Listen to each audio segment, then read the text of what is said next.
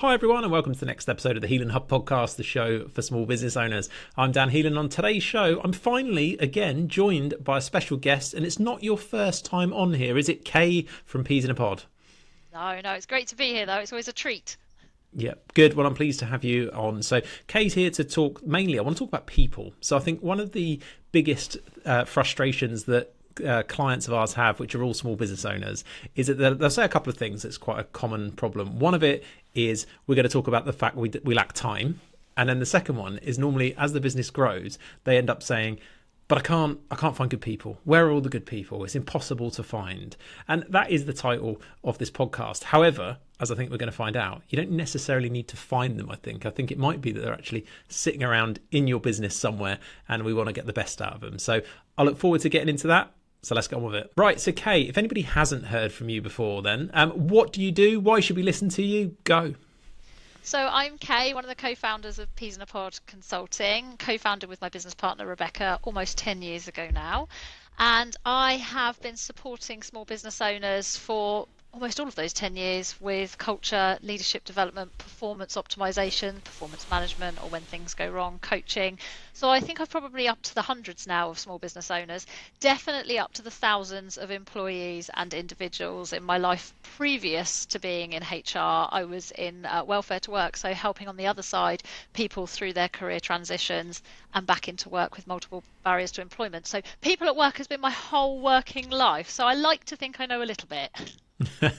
Yeah, and you do. I mean, first-hand kind of view from our point of view. You've obviously spent a lot of time during the years helping us out as a business as we've grown to 40 odd people and gone through those growing pains. And I thought it was a cool thing to be able to talk to you about this, because I know much of this I nod along with because I've lived it, but I'm sure there's people that get loads of value from this discussion. So now I'm conscious this topic is going to be quite a big one to cover in a shortish show, but hopefully we can do our best on it. So we were talking about this problem of people and how can I find good people. So as business owners, if we were to look firstly, how do we get the best from our people? You're absolutely right. It's a bit of a chicken and egg scenario. So we talk often with business owners who are saying, I want to find the best people, or actually the question is, how can I retain the best people? So I have to find less of those good people. And I kind of fall down on two sides. You're right. It's a really broad subject area. So I feel like we have to kind of chunk it up. And for me, whenever I'm talking to a business owner, regardless if they're trying to find people or whether they're trying to retain people, it comes down to three core things. And those things are clarity, culture, and connection. And so when it comes to keeping hold of people, we want to be clear about what we expect from them. And quite often that's the first question I ask. Do these people know what is expected of them? Are they confidently operating in your business? Have you been clear about what they're supposed to do and how you would like it done and who you are as a business? When it comes to recruiting people, that clarity is obviously in the form of your advertising copy and your job description. So same thing. When it comes to your culture, and we've done some great work with you on this, and this is my absolute favorite, it's around talking about what's most important to you as a business and then living and breathing that and aligning your behavior as a role model, as a leader, but also ensuring that your employees' behavior across the board aligns so that people get used to that culture and can feel it and can enjoy it and can thrive within it. And then the connection piece for me is, we know that regardless of what generation you're from, people come to work because they want to either be part of something bigger than themselves, or they share your idea on your mission, or they want to be around other people and peers. They of course need money, they need to be paid, but we want to connect with people at a human level. Gone are the days where you kind of turn up as a unit of production. I hope sometimes it's not gone, but I like to think it's on its way out. We want employers to connect with their people, again, when they're working in the business, but also when they're attracting them to the business. We want to give them a point of connection to meet them, to say, actually, you're setting out a stall of all the things that you have to offer as an employer, and I, as the person that can come and work for you, want to come and buy from that stall and sell you all my skills in return. So it's those big subject, but 3 points for me are always a good place to start. And do you find then, because I know there'll be a lot of business owners thinking about this, they've just maybe got their first employee or a couple of employee. And again, we're going to use the term employee, staff, team member interchangeably. I know I'm not a big fan of the word employee. It sounds a bit master-servant relationship, as we would say in the tax world, but, team member. So, whichever term, we're talking about the same thing. But so talk to me, if you've got somebody then that's maybe 1-2 employees in, when we're talking about culture and getting them there, that can feel like a topic that doesn't apply to them. And I have this conversation a lot with owners. They're like, it doesn't apply to me. I'm just a one person. I mean, how do you feel? Like, what level should you start worrying about this stuff? When you start the business. And I hear that exactly the same. If it's less than 10 employees, it's not for me. Really, we want to be thinking about this at the point you start your business. Now, that's probably not going to happen because most business owners are specialists or technicians in their own field, and their biggest concern is usually getting paid. But as early as possible, we want to start thinking about the company or the role that you're playing as separate from you.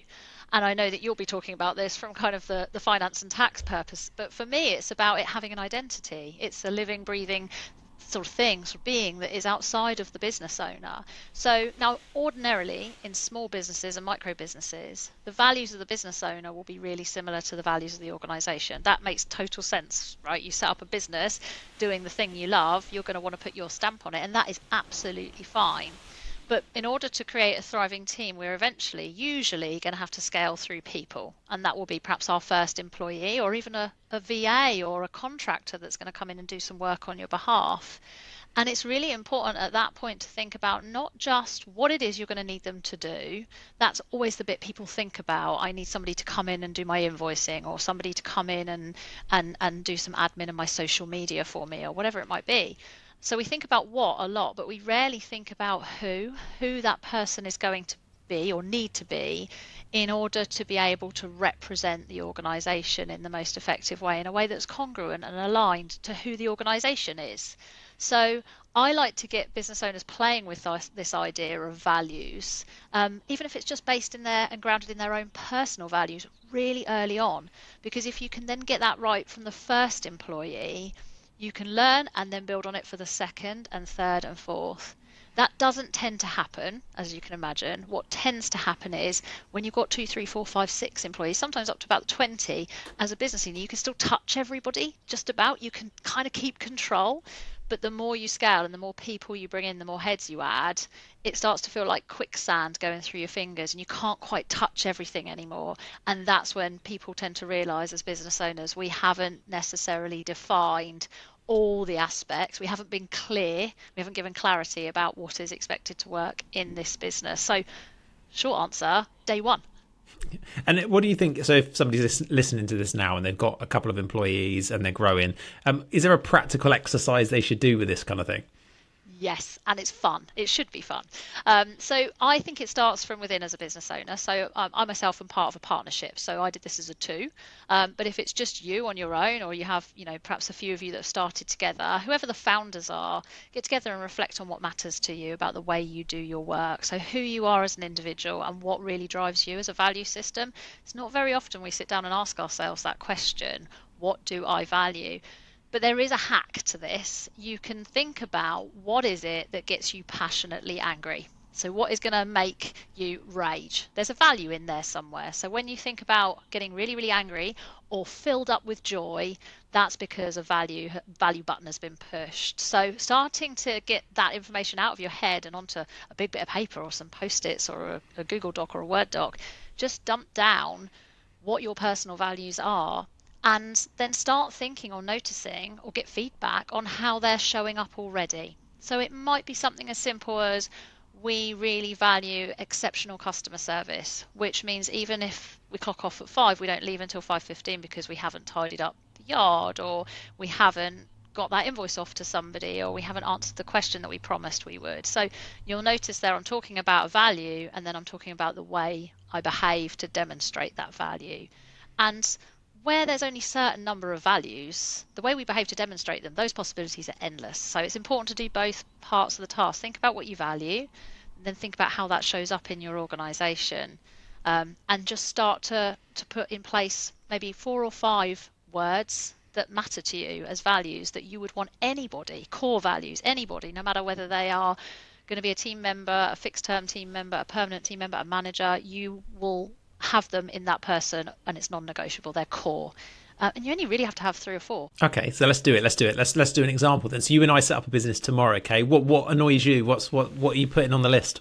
Always fairness is one of mine. One of my core personal values is fairness. So that would be one of mine. How about you?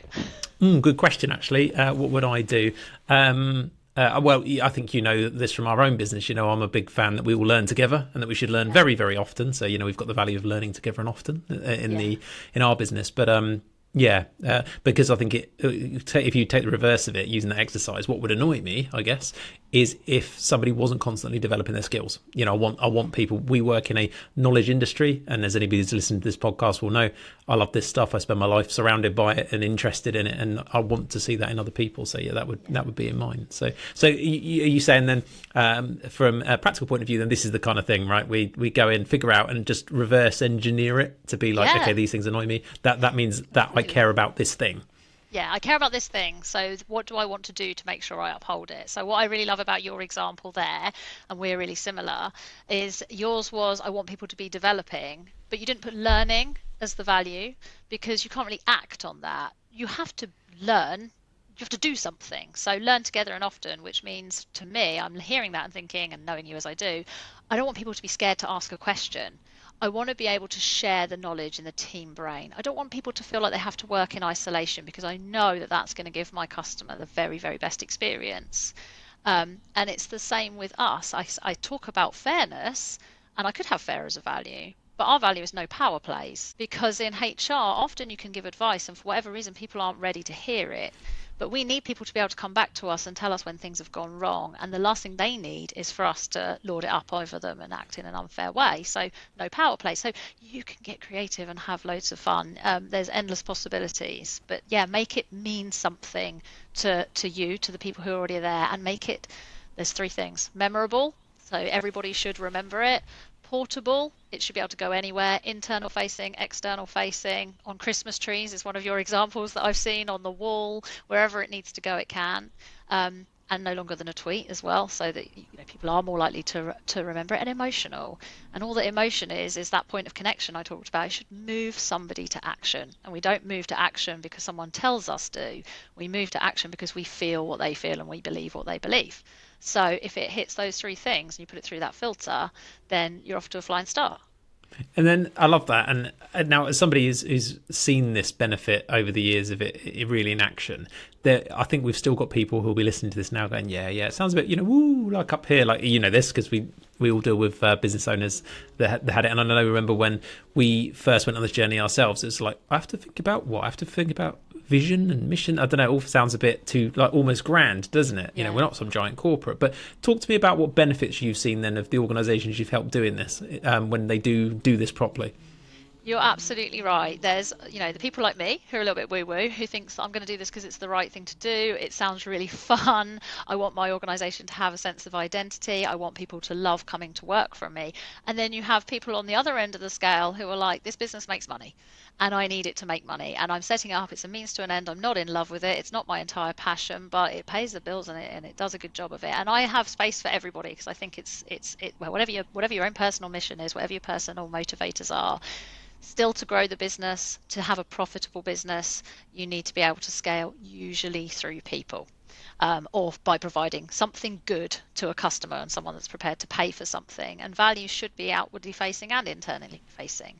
And we know that humans behave the way they do because something motivates them on an intrinsic level. So something inside them tells them to motivate. We know that through research that money and perks and Starbucks vouchers are great little motivators in the short term. But what gets people to connect with your organisation at a deeper level and stay is because you've tapped into something that is intrinsic. And that's where true motivation comes from. Now, why am I talking about motivation? Because we know that engaged employees are profitable employees. And we know that engaged employees are motivated employees. So ultimately, it all boils down to keeping people wanting to show up and do their best work for you. If you have somebody with all the skills in the world, the greatest technician you could ever ask for, somebody that you could only dream about, walk into your business, and they have absolutely no desire to deploy those skills, they are completely useless to you. So we want to create a framework with values where people can thrive, because we want them to be motivated, we want them to be engaged, and therefore profitable and productive. And similarly, we need a way to move people on who aren't productive and profitable. There is actually a really concrete reason for having a values framework in place. Often managers find conversations around not being able to do the job properly easier. Like, you didn't make this many widgets, you didn't make that balance sheet add up, you delivered poor advice. Those conversations are easy. But attitude, conduct, how somebody is being in your office is much more difficult to wrap performance conversations around. And values give you a really good standard that you're not willing to fall below. And as a manager, that helps you out when you have to have some really tough conversations. Yeah, I suppose that's the darker side of it, isn't it? When we think about it, is the fact that exactly that is sometimes they're a tool for, being able to deal with poor performance. And it kind of, it captures the non-hard stuff. I always think you've got the hard stuff of, did you do X or Y? What was our output? Those kind of things. But this is you were actually, not very kind to that person. And that's not that's not one of our values. And this is the behavior I'd like to see in future. It's a better framework, isn't it, really? Exactly. I like it. And now, again, so we've talked about some practical exercises around getting this thing in place, what we might do to start thinking about what our values actually are and things like that. How then, I think there's two things you mentioned there. One was motivation, which I do want to pick up on in a minute. But let's go first to, you mentioned about kind of the culture and what we do here. Now, that seems like a long-term play. Like, what can a business owner do to kind of really embed these things? Because, I think we've all seen those corporates where they've got this mission, or it looks good on the gram, doesn't it? You have like a sign on the wall that says, we don't tolerate, whatever here. But how do you actually make that a living, breathing thing in your business? Absolutely. And it's one of my pet peeves, as you can imagine, that if somebody pays me to come in and do this work and carve out that precious space and capacity to be able to put together this amazing values framework, instruct all the managers on how to use it, get the buy-in, and then walk away, that's when we see people having the reaction to values that we see quite often. So they're just words on a wall, they're embarrassing, they become the butt of the jokes, they don't mean anything, then they're inauthentic. And it's a little bit like our compliance team will say with your policies, it's almost better to not have it because you're making a mockery of yourself. So the embedding values piece is really, really important. And you want to take whatever opportunity you can to repeat and re-emphasize these values. So it all starts and finishes with leadership, of course. If the top level business owner, the founders, the senior leadership team are not role modeling those values on a behavioral level, then any of the little tips and tricks I can give you won't work. So first and foremost, it's about ensuring that your senior leadership team and the leaders of your organization are completely bought in and understand how to line manage toward those values as well and lead towards those values, and then ensuring that that trickles down to your middle line. I often say you're only as strong as your middle line. If you've got to the stage where you've got a handful of middle managers and your top level get it, but the middle ones are the ones that have direct contact with all of the technicians and the ones who are doing the actual work, then you're going to still lose. So it's all leadership levels bought in first and foremost. And then after that, it's about looking at where your opportunities are. So there's some really obvious ones. Job descriptions. We need to make sure our values are all candidate pack, depending on how you like to present yourself. If you haven't got that candidate pack. Yeah. Candidate pack. If you haven't got that big and that feels too big time for you, just send somebody an email and say these are our values. Stick them, of course, on your website so that people can see them. Make social media posts around your values. Think about your performance conversations. And again, even if you're just having Costa catch-ups, I think you were having when we first met you, Dan. Yep. Great. Costa catch-ups, thinking about how have you lived, breathed, demonstrated our values. Of course, pulling people up when they're not, so that they understand they haven't done quite what's expected. Team days, we've seen all sorts of creative things. So I mentioned your values Christmas tree. I think you also did a values pantomime, if I'm not mistaken, in remembering that. Yeah, and we should say as well, like when we say we, so I'm very lucky to be surrounded by some great managers who really took this on. And also, anybody who knows me knows I like accountancy. I like to do cool stuff for our clients and all the rest of it. Thinking about how we might bring these values to life is never kind of the top thing on my priority list, as it won't be for many of the business owners listening. But And actually, when we delivered that to the crew, we were going to do these little groups. We broke the team into various smaller groups, and they were going to come and do like a presentation, I guess. It was meant to be something like, can you do a presentation to the rest of the team on what you think this given value means to you? And then people just upped the ante, and it turned into some crazy pantomime. We had the Wizard of Oz, and we had all sorts of stuff. And people, in the end, it was so much so they were talking about maybe we'd bring it back. So you never know where this kind of thing can take you. But no, but you put it in the hands of the people who should own it, and that's the bit that perhaps you hadn't picked up on that you'd done. You may have been very consciously and strategically making that decision, or it might have come from a place of I'm not the best at this, but it's the right thing to do, because actually role modeling it's one thing, but being able to hand these values over to the people they belong to is a really empowering thing. So identify the people for whom this will be something fun to get on board with and drive. Often somebody I spoke to just this morning, they were saying, I'm going to form a culture club, and that always just I come out in song. But we have culture clubs, culture steering groups, culture nominee, somebody whose job it is to always push it back onto the agenda when it slips off, which it always does when things get really busy or hectic, because we lose time and space for these kind of really aspirational things. But yeah, we've seen all sorts of things like employee recognition awards, so a Costa voucher for living and breathing a value. We've seen treasure hunts for staff away days, but a really simple exercise you can do when you're forming them, if you have a team, or at the point you do get a team, is to do an away day and just have big bits of flip chart paper and say, what are we doing to uphold this value and what are we doing to harm it? Let's get really honest about it. Where do we need to work harder? Because these values aren't aspirational, they're what matters to us at a core level. So let's get really real with each other about how we need to do better and where we need to do better. That's a really simple group exercise that you can do and facilitate yourself in your own business. And there might be owners listening thinking, this sounds like a lot of work. Is it a lot of work? Yes, it can be. I mean, I often say, depending on the size of organisation, so if you're working with a team of, I don't know, 5 or 10, it's probably, it is a lot easier to get this into kind of mainstream really quickly. When you're working with a team of upwards of 100, then we're talking a year. And I always say that to clients who bring me in to do it, because they don't have the capacity and they want somebody to keep them accountable for each session. So I might come in once a month, or I might come in on a program of events. I'll come in and do some management training at the same time. They do that because they know they haven't got the capacity or they can't commit to doing that. And I always say to them two things. It could take a year for real change to happen, for it to just be part and parcel of your day-to-day. And not everyone's coming with us.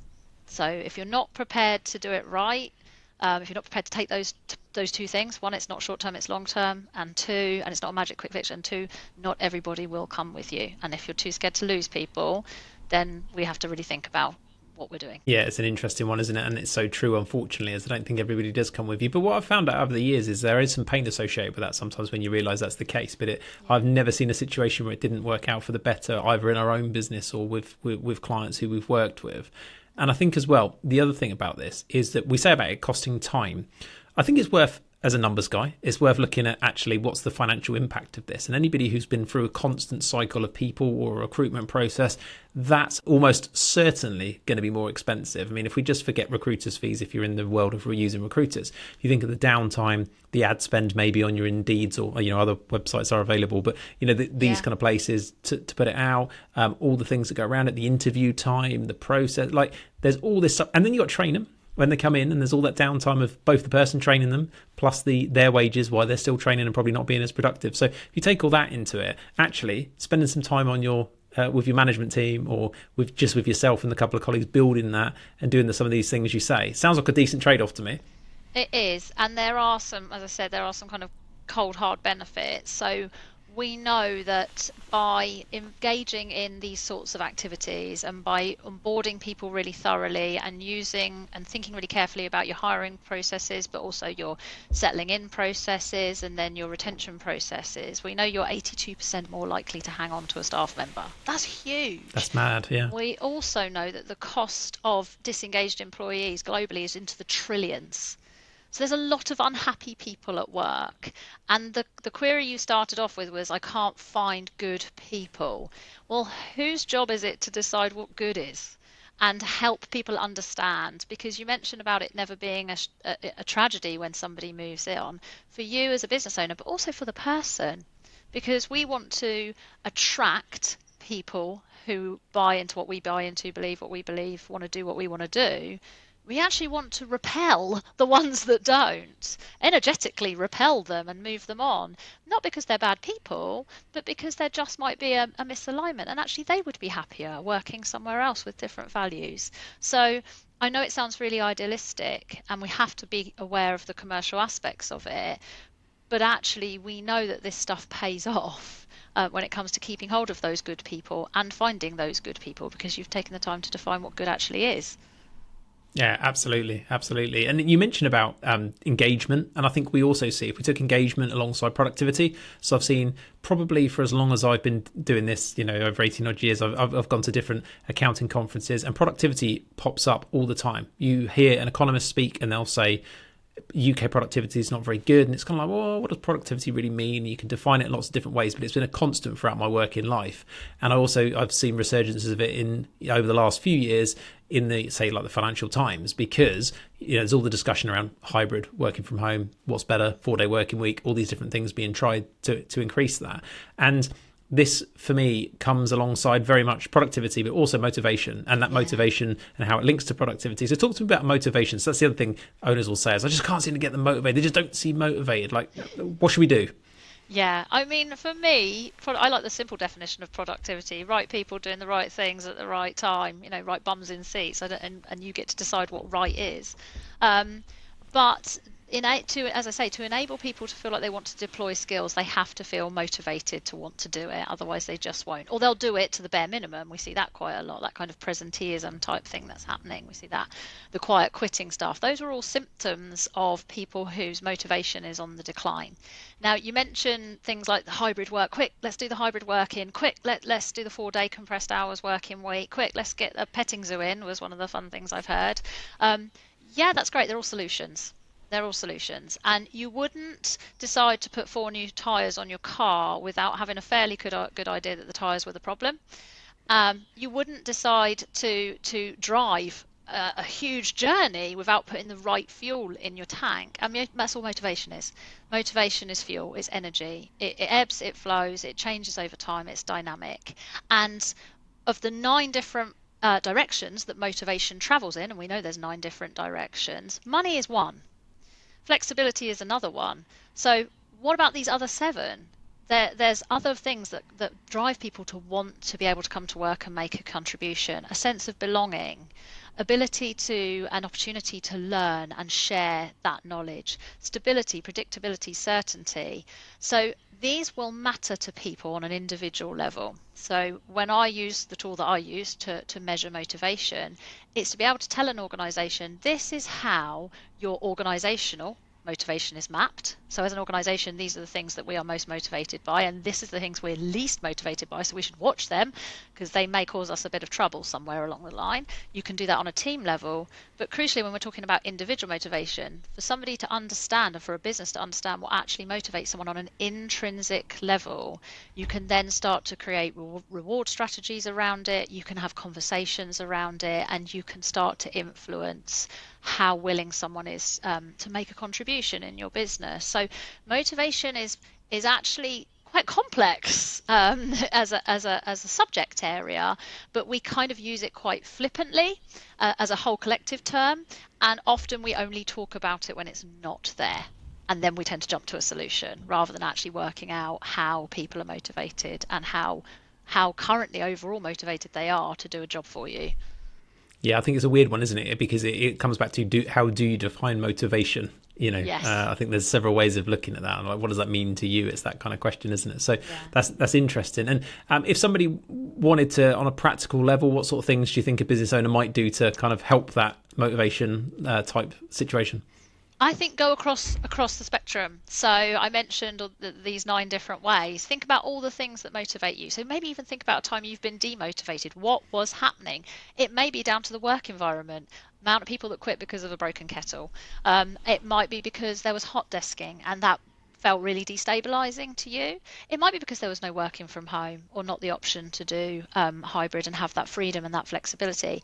It might have been because you were micromanaged. So there weren't the right processes and systems in place to tell people what you needed from them and then get out their way to let them do it. You might not have had enough chance to innovate and contribute to ideas and the overall strategy.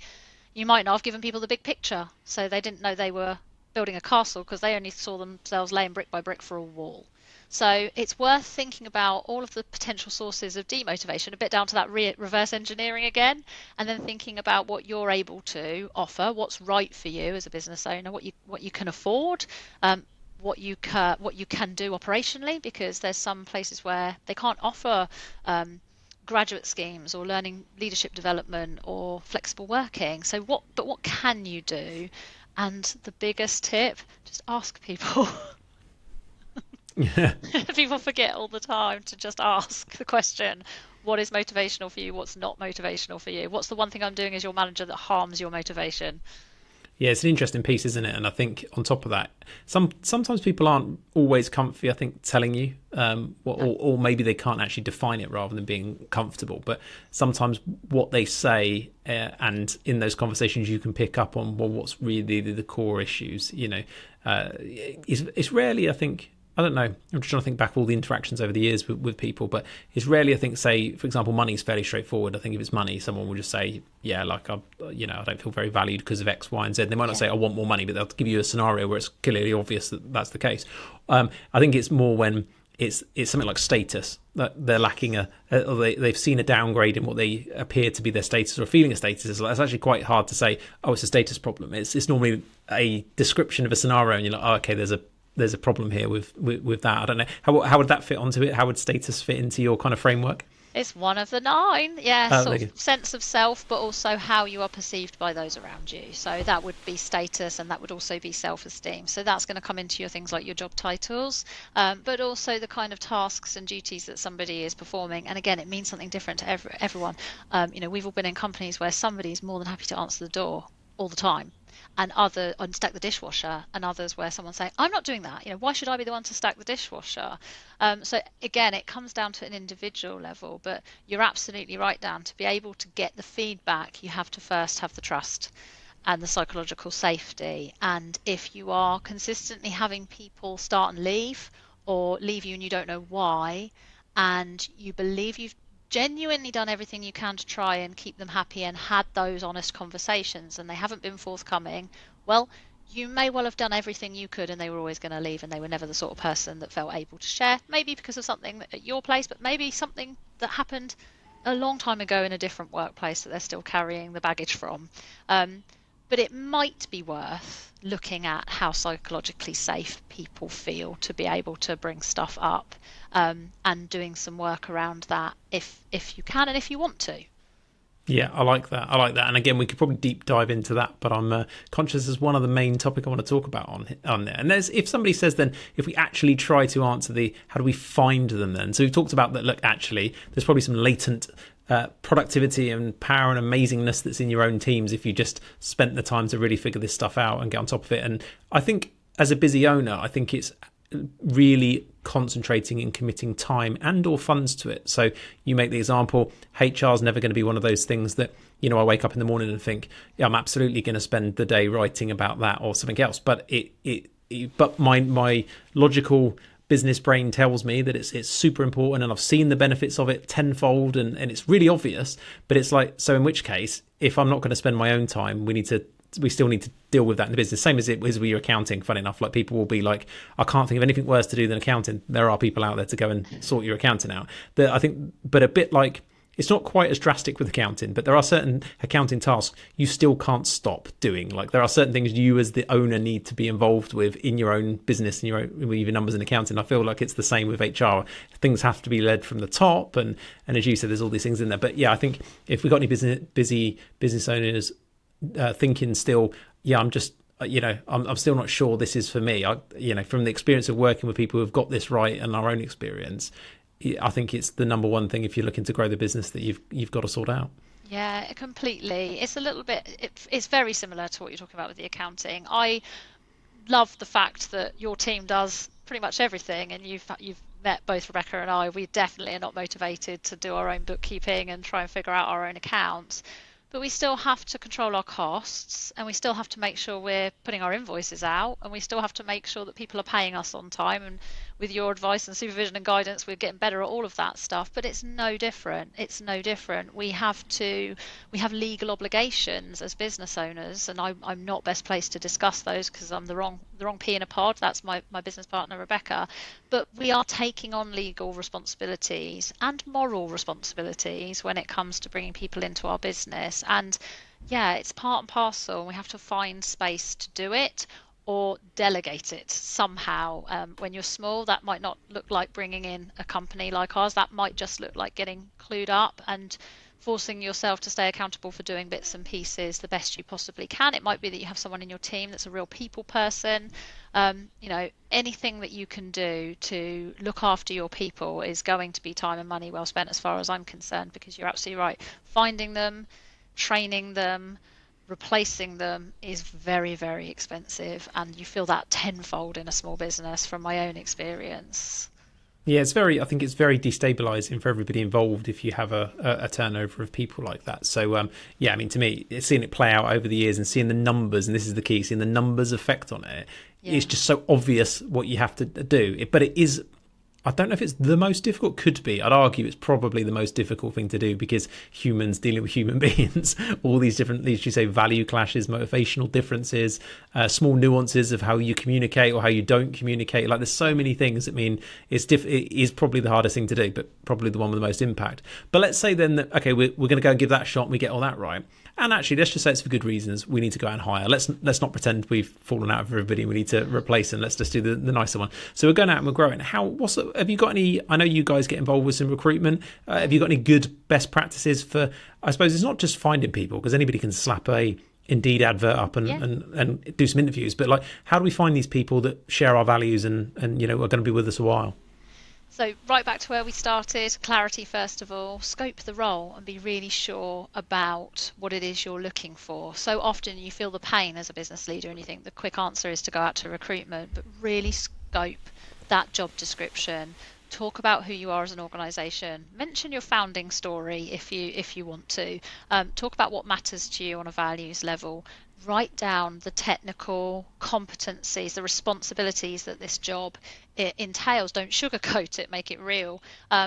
Put in a person specification. That's where you get in the who as well as the do. So if your responsibilities are your do, then your person specification is your who. So think about not just what you need them to do, but how and who. How do we want them to do it? And make sure you include that detail. So the humble job description is probably I'm one of the biggest fans of the humble job description, because it can get you out of and into so much and get you out of a sticky one when you're not sure if somebody's actually delivering what you asked. Well, if you've got a really robust, clear description of what it is you wanted, then that question is going to be easy to answer. But also, if you're going out to the job market, again, it's going to attract the people that meet those criteria. So clarity, and also thinking about your recruitment process. So many times we hear, well, we're not big time enough to have a recruitment process.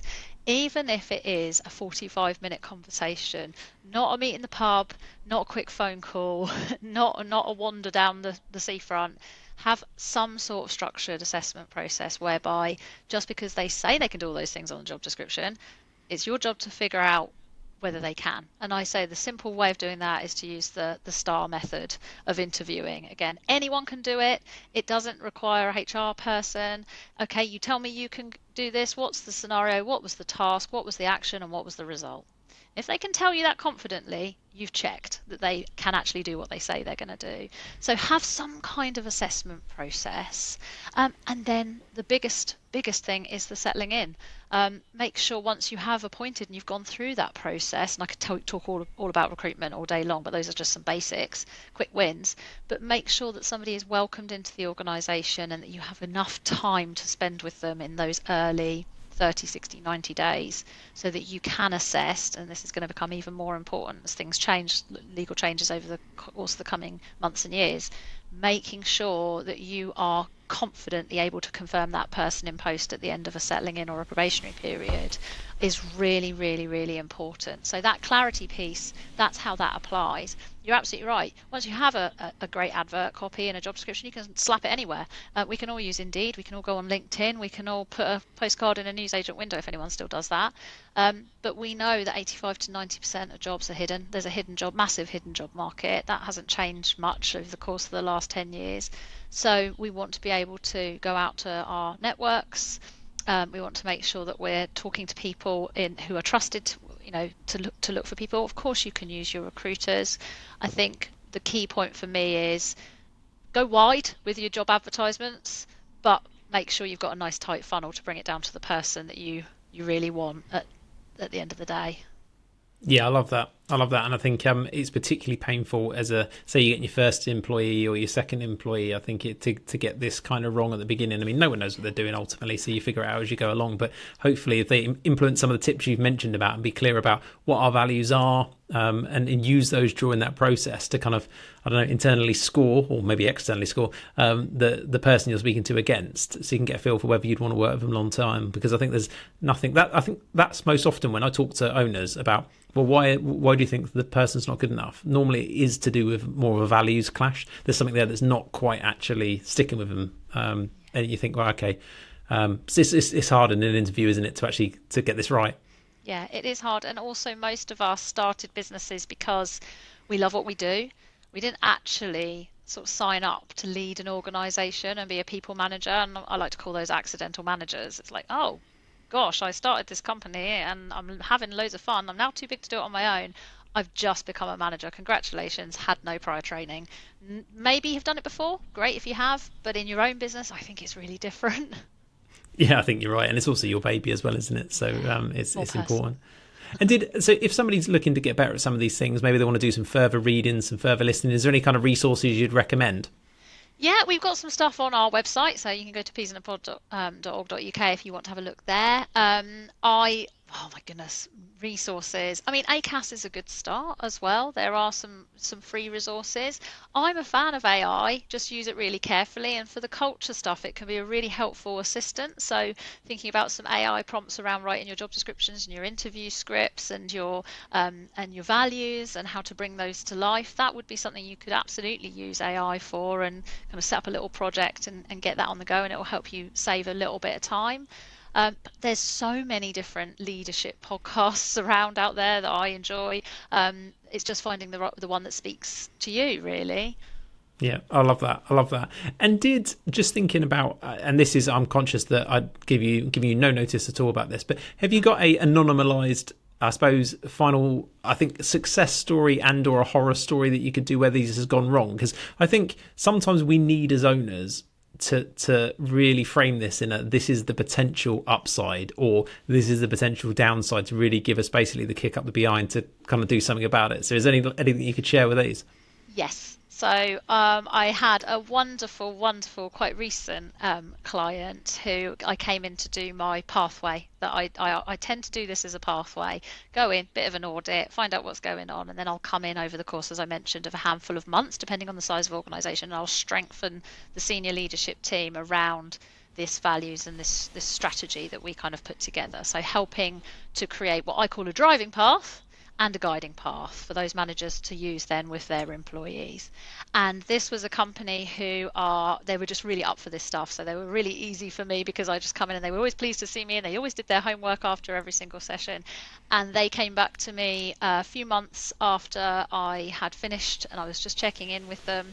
And they had hit their £2 million revenue target, and they didn't think they could do it inside of this year. And they put that down to being able to just get really razor focused on getting their people razor focused, and organised, and overcoming some of we had a little bit of toxicity in pockets, but we only lost one person. So actually that was a team of, I think, about 16, 17. So that was a lovely story, and that's not uncommon. Sometimes it takes a bit longer. As I said, we've had probably projects that have lasted, one was over a year and quite big, and we were so successful with that one that they managed to shut an entire production unit, because we managed to get people so engaged that we knocked the absenteeism on the head. We did some really crucial strategic recruitment drives, and that was a much longer project, but that was a really lovely outcome, which meant that they'd just kind of grown arms and legs where they didn't need to. So that was a great one. And do you find that's more the problem? Is it's not that they're necessarily horror stories? Is that there's this like untapped potential then that this really helps improve? Just can't see the wood for the trees. I feel like that's probably my main job. If people were to say to me, "What do you do?" I make space, and I force it. So because if you've put some sort of deliberate resource behind it, you're going to be more likely to want to make it a success. And often it's just about clearing the wood for the trees and taking a look at it from a different angle and saying, well, what made you decide to do that? And then when they actually pick it back for themselves, a business owner will go, why did I do that? I did it because it felt like the only choice I had to keep my head above water at that time. Similarly, I think we've had a couple of examples where the leadership haven't bought in. I mentioned that. So you've got people who are so excited for this on one side of the business and they are absolutely in it. But on the other side of the business, they haven't wanted to buy in, and you cannot drag someone kicking and screaming. You just can't. It doesn't work, and I've seen it not work. And some change made possible, but not the full potential, and that's really sad. Yeah, no, I could see that. It's always uncomfortable conversations in those instances for sure. And then I suppose then finally, just thinking about it, if you had to kind of I know this is a crazy large topic to summarize, but if you had to kind of summarize some final thoughts for business owners who are growing into people, what would your final piece of advice be about, motivating and growing these teams? I think keep those 3 C's in your head: clarity, culture, connection. Are we being clear in what we want and what we want people to be doing and with those people? And are we, making sure that that's fully understood? Are we clear about who we are as an organization and our culture? Do we do the stuff we say is important, or are we paying lip service to it? Our culture doesn't happen by accident. You have to drive effort towards creating a culture that you want. And when we talk about culture, it's just values plus behavior. Overcomplicated. It's values plus behavior. So if those 2 things are right, you got your culture. So clarity, culture, connection. Are we actually asking people what they want? Do we know they're okay? Are we checking in with them? And have we forged some kind of meaningful connection with them? And I think if you look through that lens with most of your people issues, it's a good way of reflecting.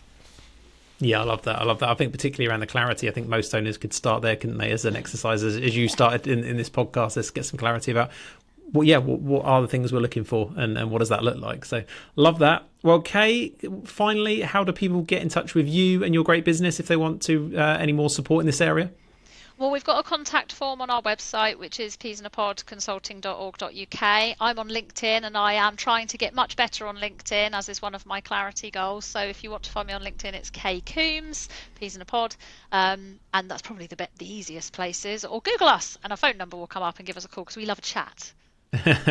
Fantastic. Yeah, and I would absolutely advise anybody that is struggling with any people. I mean, we're talking to Kay today, but you've got a kind of compliance arm, as you've alluded to, with your HR generalist type stuff, haven't you, as well? So which I'm sure we will have Becky on a show to talk about, because we've got some big changes coming up in the employment world soon, haven't we, with employment bills? Yeah, major. And I think in the world we live in the small business world, there's a lot of people who are going to be unprepared for what they've really got to do to protect themselves. So that's going to be a great show when we get there in the foreseeable future.